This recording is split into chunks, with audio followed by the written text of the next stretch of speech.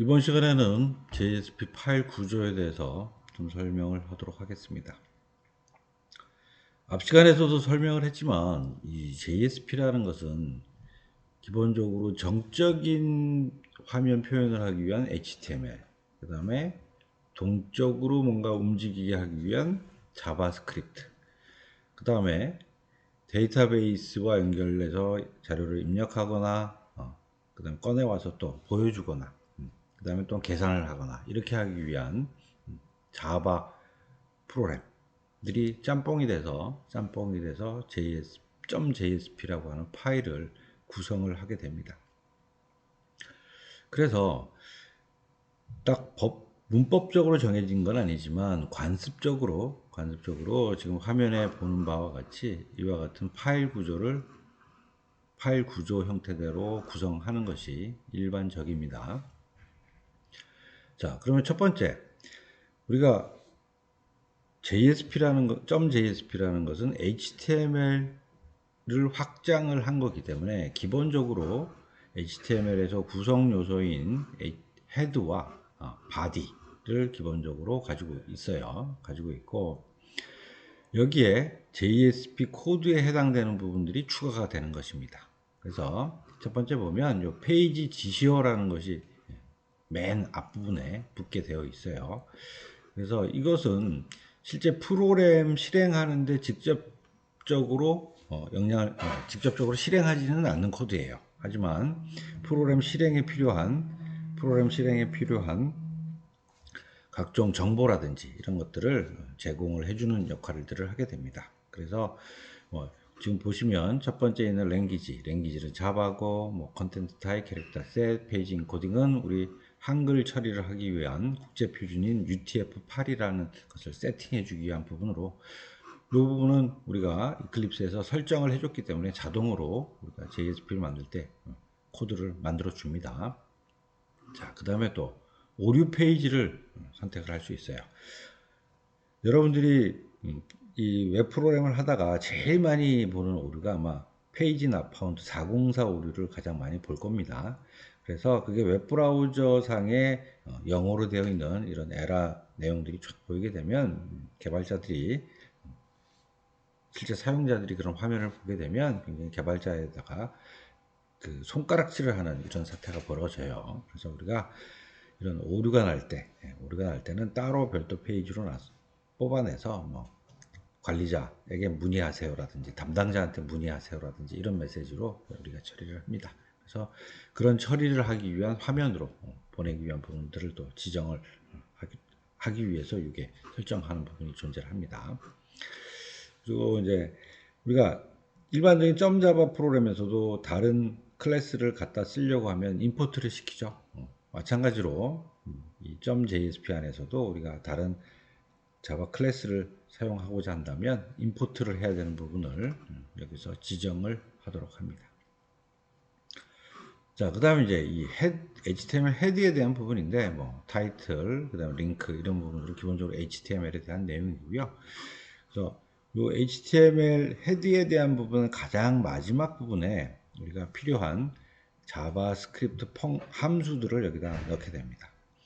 자바스크립트는 HTML 사이사이에 코딩을 할 수도 있어요. 그런데 그렇게 코딩을 하면 굉장히 복잡하기 때문에 통상 함수 자체로 정의를 하고 그 함수에 대한 실제 내용은 따로 뽑아내서 작성을 하게 되는데 실제 이 .jsp 안에 만들려고 한다면 또는 이제 HTML도 마찬가지예요. .html에서 만들고자 한다면 그것은 헤드의 가장 마지막 부분에 위치를 시킵니다. 그리고 또 통상 밖에 우리 개발자들은 이것도 굉장히 눈에 거슬리고 복잡하게 보이기 때문에 통상 .js라고 하는 별도 파일로 뽑아내고 이 .jsp에서는 실제 링크 거는 형태대로 사용을 하고 있습니다. 그래서 교수님 이제 예제 프로그램을 이제 앞으로 계속 줄 건데 조금 지나면 교수님도 .js로 파일을 뜯어내겠습니다. 이 자바스크립트 함수들은. 자, 그 다음 이제 실제 스크립틀릿이라고 해서 순수한 이제 자바 코드가 필요해요. 자바 코드가 필요한데 이것은 목적이 두 가지로 좀 구분을 합니다. 네, 첫 번째 하나는 실제 화면에 보이는 거하고 무관하게 뭐 업무 처리를 한다든지 또 DB에 저장을 한다든지 읽어온다든지 하는 실제 이런 코드들은 따로 뽑아내서 실제 HTML의 헤드와 바디 사이에 별도 뽑아내서 이 자바 코드를 삽입을 하게 돼요.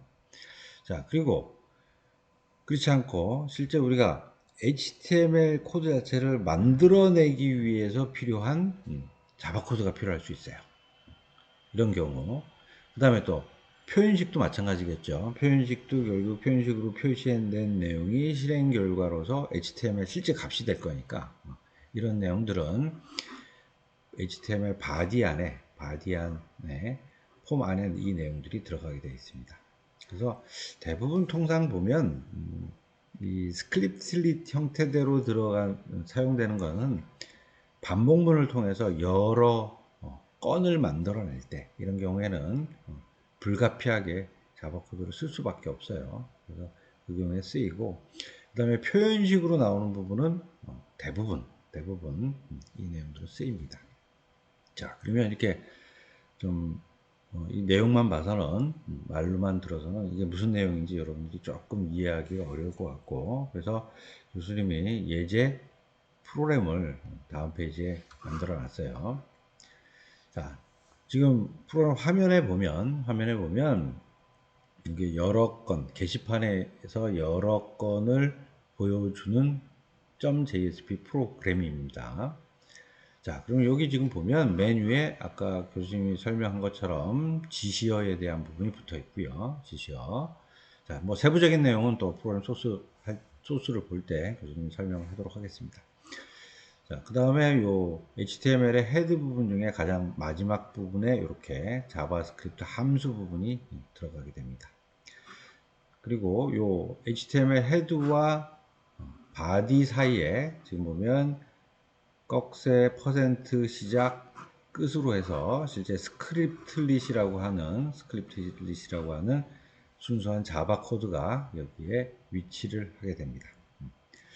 자, 그리고 여기 보면 HTML과 표현식과 자바 코드인 스크립트릿이 막 혼재되어 있어요. 지금 이 부분이 혼재돼서 표현을 하고 있으면서 이런 부분이 삽입이 돼서 실제 데이터베이스에서 읽어온 여러 건의 자료들을 목록 형태대로 화면에 보여줄 수 있도록 HTML을 만들어내는 이런 부분이 되겠습니다.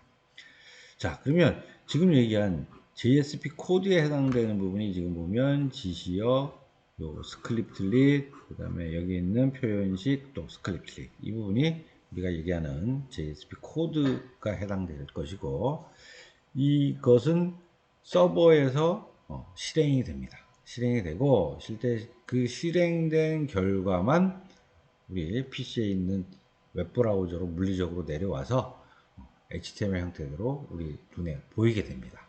자, 그래서 그럼 실제 PC에 내려온 HTML 코드가 바로 그 다음 페이지에 있는 클라이언트 소스라고 하는 부분이 해당이 돼요. 그래서 이 소스를 보면 JSP 코드에 해당되는 부분은 싹 없어졌습니다.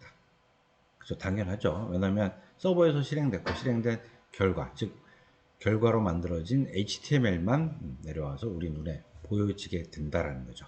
그래서 이것은 여러분들이 크롬으로 실행을 하고 마우스 오른쪽 클릭해서 소스 보기 하면 이와 같은 코드를 볼 수가 있어요. 그래서 지금 보면 앞에 있던 페이지 지시어도 없어졌고요.